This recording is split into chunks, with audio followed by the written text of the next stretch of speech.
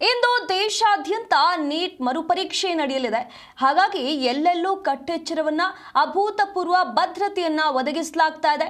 5440 ಪರೀಕ್ಷಾ ಕೇಂದ್ರಗಳಲ್ಲಿ ಈಗ ಎಲ್ಲಾ ಸಿದ್ಧತೆಗಳು ಸಕಲ ಸಿದ್ಧತೆಗಳು ನಡೆದಿರುವಂತದ್ದು. 22 ಲಕ್ಷಕ್ಕೂ ಹೆಚ್ಚು ಅಭ್ಯರ್ಥಿಗಳು ಇಂದು ಪರೀಕ್ಷೆಯನ್ನ ಎದುರಿಸಲಿದ್ದಾರೆ. ಪರೀಕ್ಷೆಗಾಗಿ 2 ಲಕ್ಷಕ್ಕೂ ಅಧಿಕ ಸಿಬ್ಬಂದಿಗಳನ್ನ ನೇಮಕ ಮಾಡಲಾಗಿದೆ. ಇಂದು ಮಧ್ಯಾಹ್ನ 2 ಗಂಟೆಯಿಂದ ಪರೀಕ್ಷೆ ಆರಂಭವಾಗಲಿದೆ. 720 ಅಂಕಗಳಿಗೆ ನಡೆಯಲಿದೆ ವೈದ್ಯಕೀಯ ಪ್ರವೇಶ ಪರೀಕ್ಷೆ. ಎಲ್ಲಾ ಪರೀಕ್ಷಾ ಕೇಂದ್ರಗಳಲ್ಲಿ ಸಿಸಿಟಿವಿ ಭದ್ರತೆ ನಿಯೋಜನೆ ಮಾಡಲಾಗಿದೆ. ವಿದ್ಯಾರ್ಥಿಗಳಿಗೆ ರಾಹುಲ್ ಗಾಂಧಿ ಶುಭ ಹಾರೈಸಿದ್ದಾರೆ. ವೈದ್ಯಕೀಯ ಶಿಕ್ಷಣ ಪ್ರವೇಶಕ್ಕೆ ಇಂದು ರಾಷ್ಟ್ರಾದ್ಯಂತ ನೀಟ್ ಮರುಪರೀಕ್ಷೆ ನಡೆಯಲಿದ್ದು, ಕರ್ನಾಟಕದಲ್ಲೂ ಬಿಗಿ ಭದ್ರತೆಯಲ್ಲಿ ಪರೀಕ್ಷೆ ನಡೆಸುವುದಕ್ಕೆ ರಾಷ್ಟ್ರೀಯ ಪರೀಕ್ಷಾ ಸಂಸ್ಥೆ ಎನ್ಟಿಎ ಕಟ್ಟುನಿಟ್ಟಿನ ಮಾರ್ಗಸೂಚಿಗಳನ್ನು ಬಿಡುಗಡೆ ಮಾಡಿದೆ. ದೇಶದಾದ್ಯಂತ ಈಗಾಗಲೇ 16 ಲಕ್ಷಕ್ಕೂ ಅಧಿಕ ಅಭ್ಯರ್ಥಿಗಳು ಹಾಲ್ ಟಿಕೆಟ್ ಡೌನ್ಲೋಡ್ ಮಾಡಿಕೊಂಡಿದ್ದಾರೆ. ಬೆಂಗಳೂರು ಸೇರಿದಂತೆ ರಾಜ್ಯದ 31 ಜಿಲ್ಲೆಗಳಲ್ಲಿ ಪರೀಕ್ಷೆ ನಡೆಯಲಿದೆ.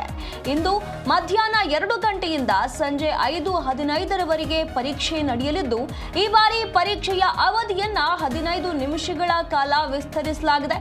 ಒಟ್ಟು 195 ನಿಮಿಷಗಳ ಕಾಲ ಪರೀಕ್ಷೆ ನಡೆಯಲಿದೆ. ಪರೀಕ್ಷಾ ಕೇಂದ್ರಗಳು ಮಧ್ಯಾಹ್ನ 1:30ಕ್ಕೆ ಮುಚ್ಚಲಾಗುತ್ತದೆ.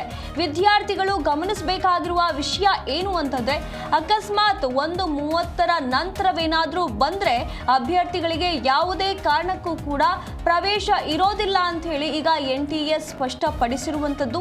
ಹಾಗಾಗಿ ಎಲ್ಲಾ ವಿದ್ಯಾರ್ಥಿಗಳು ಕೂಡ 1:30ರ ಒಳಗಡೆನೆ ಕೇಂದ್ರಗಳಿಗೆ ಹೋಗಿ ತಲುಪಬೇಕಾಗತ್ತೆ. ಯಾಕೆ ಅಂತಂದ್ರೆ ಅಲ್ಲಿ ಪರಿಶೀಲನೆ ಕೂಡ ನಡಿಬೇಕಾಗುತ್ತೆ. ಹಾಗಾಗಿ ಮೊದಲೇ ಅಭ್ಯರ್ಥಿಗಳು ಹೋಗಿ ಏನು ಪರೀಕ್ಷಾ ಕೇಂದ್ರಗಳೇನಿವೆ ಅವರಿಗೆ ಏನು ಅವರ ಹಾಲ್ ಟಿಕೆಟ್ ನಲ್ಲಿ ಏನು ಉಲ್ಲೇಖ ಆಗಿದೆ ಅವರಿಗೆ ಯಾವ ಕೇಂದ್ರಗಳು ಅಂತ ಹೇಳಿ ಆ ಕೇಂದ್ರಗಳಿಗೆ 1:30ರ ಒಳಗೆ ಹೋಗಿ ತಲುಪಬೇಕು ಅಂತ ಹೇಳಿ ಈಗಾಗಲೇ ಎನ್ಟಿಎ ಸೂಚನೆಯನ್ನ ನೀಡಿರುವಂತದ್ದು. ಹಾಗಾಗಿ ಎನ್ಟಿಎ ನೀಡಿರುವಂತ ಕೆಲವೊಂದಿಷ್ಟು ಏನು ಕ್ರಮಗಳೇನಿವೆ ಅವುಗಳನ್ನು ಫಾಲೋ ಮಾಡಬೇಕಾಗತ್ತೆ. ಇಲ್ಲಿ ಕೆಲವೊಂದಿಷ್ಟು ವಸ್ತುಗಳನ್ನು ನಿಷೇಧಿಸಲಾಗಿದೆ. Mobile phone, smart watch, Bluetooth ಸಾಧನಗಳು, ಇಯರ್ಫೋನ್ ಸೇರಿದಂತೆ ಯಾವುದೇ ಎಲೆಕ್ಟ್ರಾನಿಕ್ ಅಥವಾ ಸಂವಹನ ಸಾಧನಗಳು ನಿಷೇಧಿಸಲಾಗಿದೆ. ಹಾಗೆ ಲೋಹದ ವಸ್ತುಗಳು, ದೊಡ್ಡ ಬೆಲ್ಟ್ ಬಕಲ್ಗಳು, ಭಾರವಾದ ಆಭರಣಗಳು ಮತ್ತು ಇತರ ಲೋಹದ ಅಲಂಕಾರಿಕ ವಸ್ತುಗಳಿಗೆ ಅನುಮತಿ ಇರೋದಿಲ್ಲ. ಎಲ್ಲ ಅಭ್ಯರ್ಥಿಗಳಿಗೂ ಕೂಡ ಪ್ರವೇಶದ ಮೊದಲು ಕಡ್ಡಾಯ ತಪಾಸಣೆ ಇರುತ್ತದೆ. ಆದ್ದರಿಂದ ನಿಗದಿತ ಸಮಯಕ್ಕಿಂತ ಮುಂಚಿತವಾಗಿ ಪರೀಕ್ಷಾ ಕೇಂದ್ರಕ್ಕೆ ಆಗಮಿಸಬೇಕು ಅಂತ ಹೇಳಿ ಎನ್ಟಿಎ ಸಲಹೆ ನೀಡಿರುವಂತದ್ದು. ಈ ಮೊದಲೇ ನಡೆದಿರುವಂತಹ ನೀಟ್ ಪರೀಕ್ಷೆ ರದ್ದು ಬೆನ್ನಲ್ಲೇ ಈಗ ಮರು ಪರೀಕ್ಷೆ ನಡೀತಾ ಇರುವಂತದ್ದು. ಈ ಬಾರಿ ಪ್ರಶ್ನೆ ಪತ್ರಿಕೆ ಸೋರಿಕೆಯಾಗದಂತೆ ಕಟ್ಟೆಚ್ಚರವನ್ನ ವಹಿಸಲಾಗಿದೆ ಅಂತ ಹೇಳಲಾಗ್ತಾ ಇರುವಂತದ್ದು. ಅದರ ಭಾಗವಾಗಿ ಇಂದು ಈ ಒಂದು ಪರೀಕ್ಷೆ ನಡೆಯೋದಕ್ಕೆ ಸಕಲ ಸಿದ್ಧತೆಗಳು ನಡೀತಾ ಇರುವಂತದ್ದು.